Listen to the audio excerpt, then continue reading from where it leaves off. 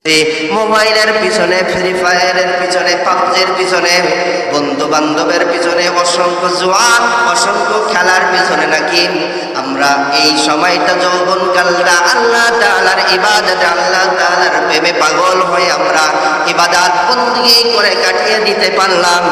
এই বিষয়ে যিনি এই যৌবন কালের হিসাব যিনি কিয়ামতের ময়দানে নেবেন, গলার আওয়াজটা বড় করে বলেন তো তিনি কে? আরো জোরে বলেন।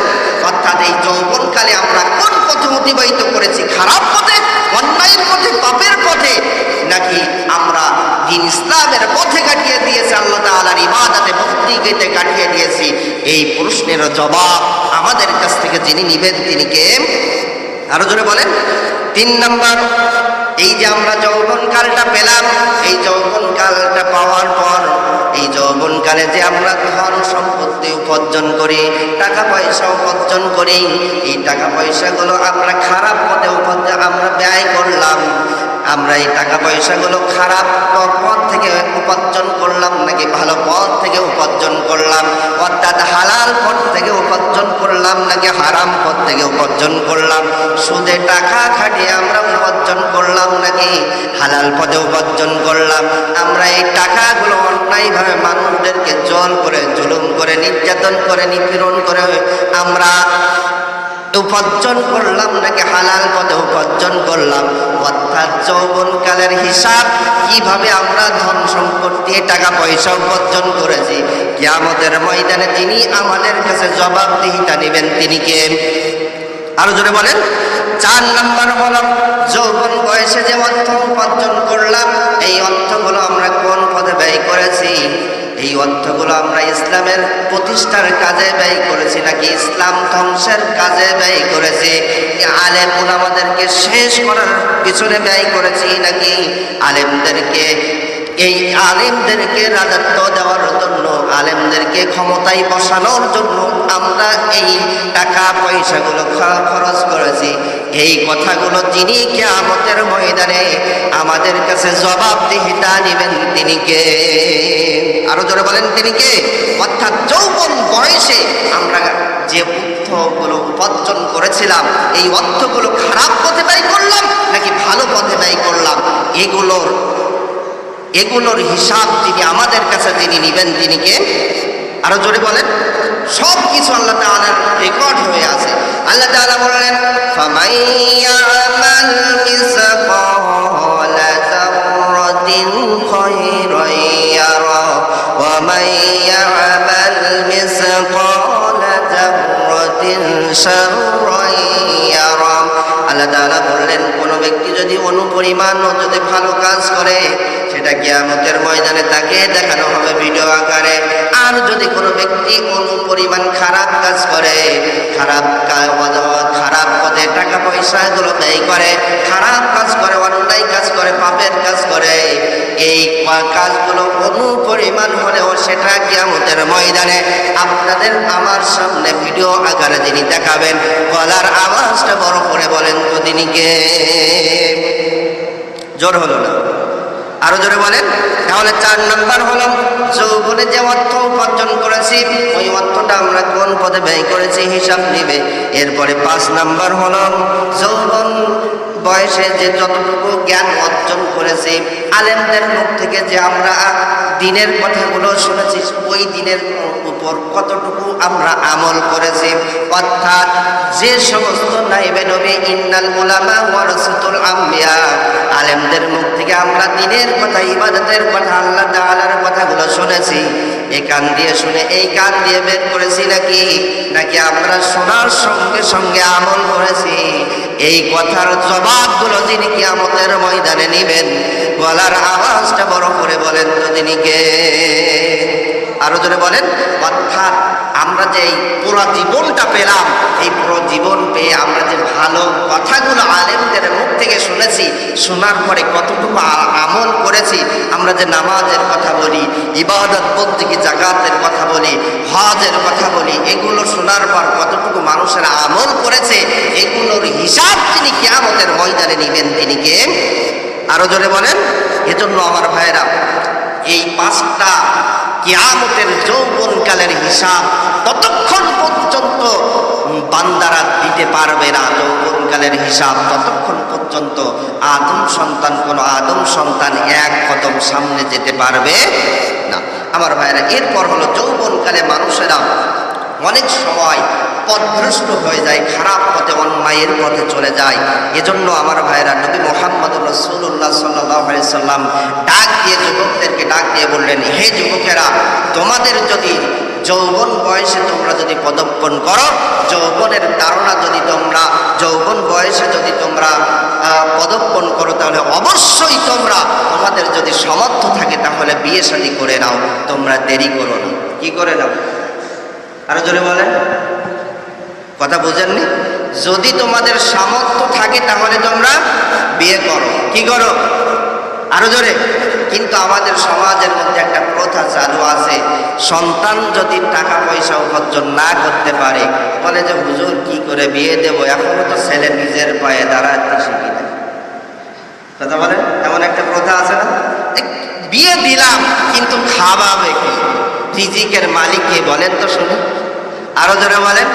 আল্লাহ তাআলা বললেন, ওয়ামা মিন দাব্বাতিন ফিল আরদি আলাহু ওয়ামা মিন দাব্বাতিন ফিল আরদি ইল্লা আলাল্লাহি রিজকুহা।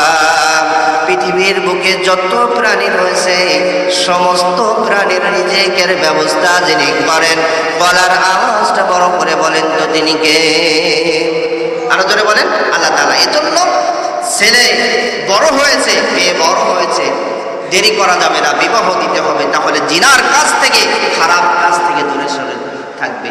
আর যদি আপনি চিন্তা করেন এখনো ছেলে কাজ করে না, বিবাহ দিলে আর আমার বৌমার খাওয়াবে কি, এই চিন্তা যদি করেন, তাহলে ওই ছেলে যত গুনাহ করবে, যত পাপ করবে, একটা ভাগ আপনার আমল হয়ে যাবে। আমার ভাইয়েরা, ইসলামে বিবাহটা সহজ করে দিয়েছে।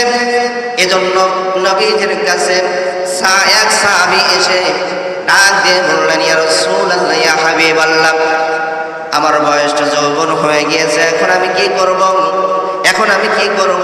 এই যৌবনের তাড়না আমি কিভাবে নেভাবো? নবীজি ডাক দিয়ে বললেন, তুমি এখনই বিবাহ করে নাও।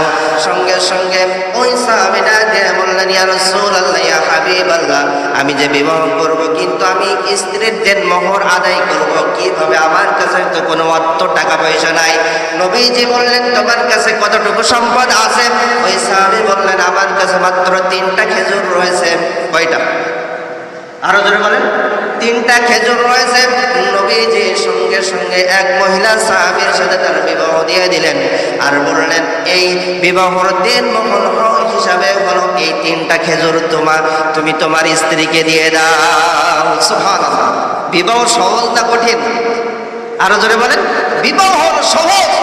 ইসলাম হলো বিবাহ সহজ করে দিয়েছে, আর আমরা জিনাটাকে সহজ করে দিয়েছি, বিবাহটাকে কঠিন করে দিয়েছি। 1 লাখ, 10 লাখ, 5 লাখ, 1 কোটি টাকা না হলে দেনমোহর হয় না। কথা বলেন। এজন্য যুবকরাও বিবাহ করতে ভয় পায়।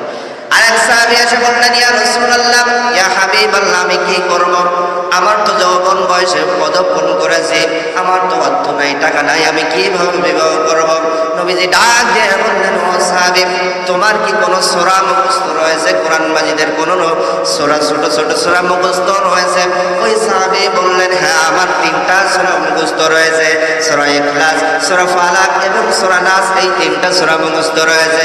সঙ্গে সঙ্গে নবীজি তার এক মহিলা সাহাবীকে বিবাহ দিয়ে দিলেন, আর বললেন, ও আমার সাহাবী, তুমি শুনে নাও, তুমি জেনে নাও, তোমার দেনমোহর হিসাবে, বিবাহর দেনমোহর হিসাবে তোমার স্ত্রী এই 3টা সূরা পারে না, এই 3টা সূরা তাকে তুমি শিখিয়ে দিবা, এরপর তোমার দেনমোহর আদায় হয়ে যাবে। সুবহানাল্লাহ। বিবাহটাকে কি সুন্দর, কি সহজ, আর আমরা কঠিন করে দিয়েছি। আমরা বলি, আমাদের অনেক বাপেরা বলে যে টাকা পয়সা নাই, আমরা কি করব? বিবাহ যদি দেই তাহলে সন্তানেরা তো খারাপ, সন্তানেরা উপার্জন করে না, আমাদের বৌমাদের খাওয়াবে কি, এই চিন্তা করি। কিন্তু না, রিজিকের মালিক তিনি কে?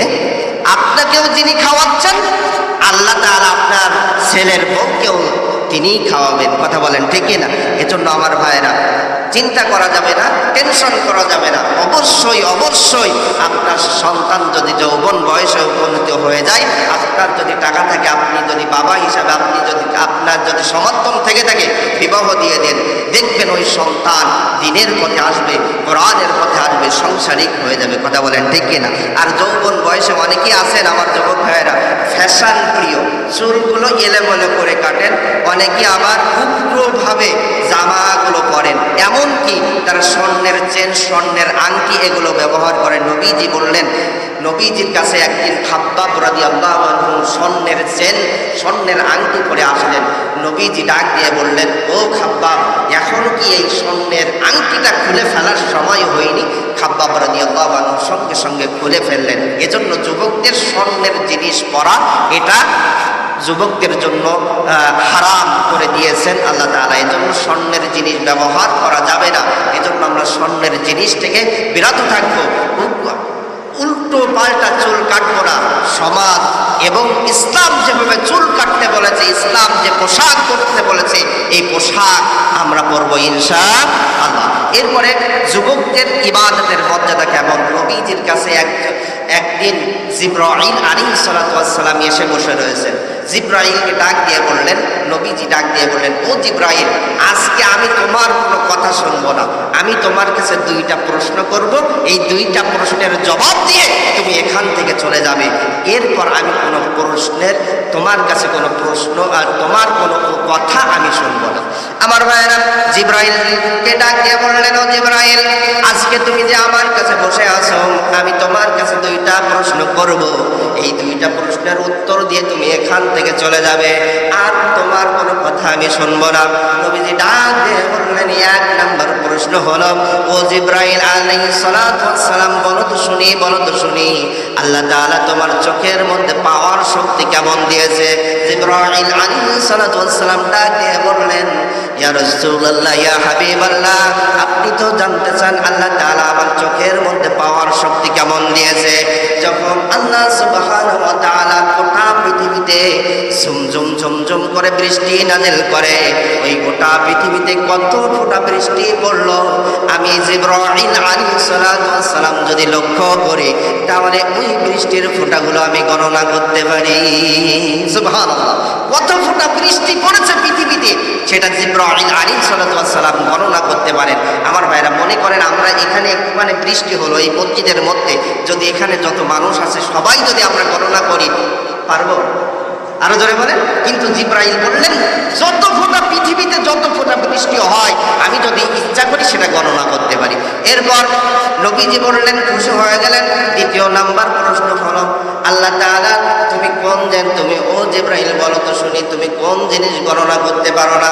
সঙ্গে সঙ্গে জিবরাইল আলাইহিস সালাতু ওয়াস সালাম ডাক দিয়ে বললেন, ইয়া রাসূলুল্লাহ, ইয়া হাবিবাল্লাহ, আপনার সামনে যে যুবক যুবক সাহাবীরা বসে রয়েছে, এরপরে যত যুবক যুবক উম্মতেরা আসবে, এই যুবক যুবক সাহাবীরা, যুবক যুবক উম্মতেরা যখন সুন্দর করে ওযু করে সুন্দর একটা পোশাক পরিধান করে আল্লাহ সুবহানাহু ওয়া তাআলার ইবাদতে সিজদায় পড়ে যায়, আল্লাহ সুবহানাহু ওয়া তাআলা ওই বান্দা বান্দার আমলনামায়, ওই যুবকের আমলনামায় এত বেশি নেকি দেন, এত বেশি নেকি দেন, এত বেশি নেকি দেন, আমি জিবরাইল আলাইহিস সালাতু ওয়াস সালাম পর্যন্ত সেটা গণনা করতে পারি না। সুবহানাল্লাহ। এজন্য আমার ভাইরা, যুবকদের যারা আছেন, আপনারা এই যৌবনকালটা হেলাই খেলাই নষ্ট করলে হবে না। আপনি হ্যাঁ খেলাধুলা করতেছেন, তার মধ্যে নামাজের সময় যখন হয়ে যাবে নামাজ পড়েন। আপনি যখন সিজদা দিবেন, একজন বৃদ্ধ মানুষ সিজদা দিলে যত সওয়াব হবে, আপনার সিজদায় যিনি সব থেকে বেশি সওয়াব দিবেন তিনি কে? এজন্য আল্লাহ তাআলা যেন আমাদের এই ইবাদত বন্দেগীগুলো করার তৌফিক দান করেন। আমার যুবক ভাইদেরকে সবাই বলে আল্লাহুম্মা আমিন। আখিরু দাওয়ানা আলহামদুলিল্লাহি রাব্বিল আলামিন। আসসালামু আলাইকুম ওয়া রাহমাতুল্লাহি ওয়া বারাকাতুহু। যারা সুন্নাত করেন